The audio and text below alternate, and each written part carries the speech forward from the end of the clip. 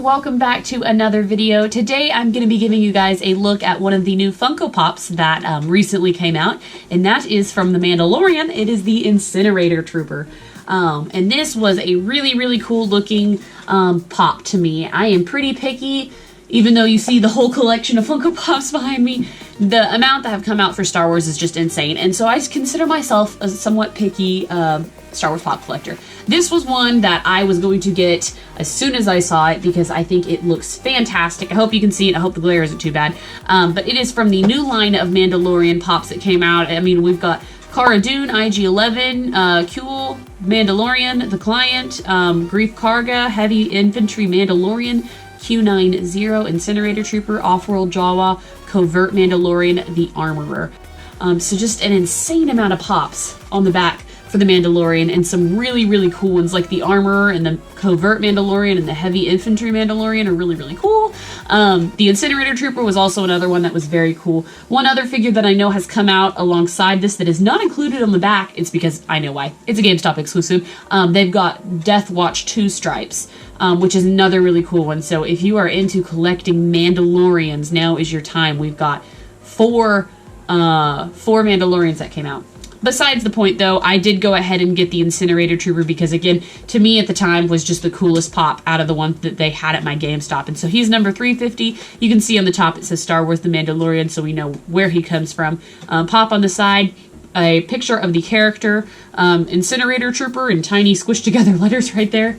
Again, there's the character on the side with all the information. On the other side, we get the whole name. On the top, we get the very top of the pop. And then on the back, you get the whole wave. I like the way Funko decorates their boxes. I like the decoration for the Mandalorian wave. It's white with orange striping. I think that looks good. They've done some boxes in the past that I really don't like.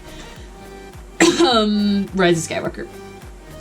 But that did not obviously stop me from buying any of the pops. But anyways, let's go ahead and take this guy out of the box so we can give him a closer look. I do also want to point out that I don't know if you can see it past the glare, so I'll go ahead and remove it, but the backdrop for it is the Mythosaur skull, so that's really cool. I like that they will occasionally change the backdrop of pop boxes for the kind of wave that it is, so I thought that was very cool. That's what it looks like if you can see it.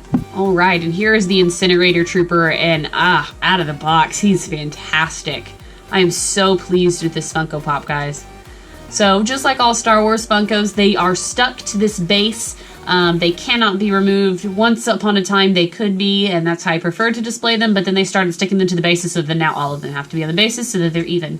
That being said, I will bring it up again and again. I feel like they could make this base smaller, less bulky.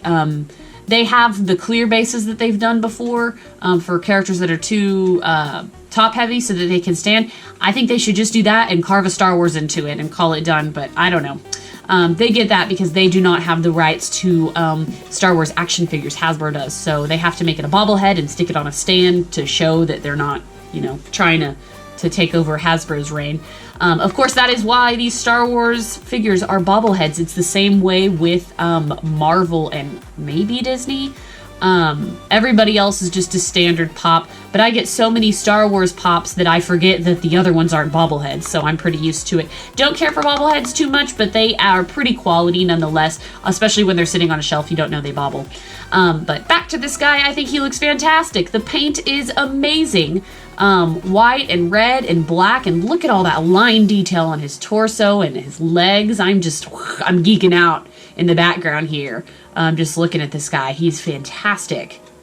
And then there is, he's got the, his Imperial symbol on the back there on his, what's this called? A flamethrower pack? Just, wow. Very stunning. I love the gun. It's very cool.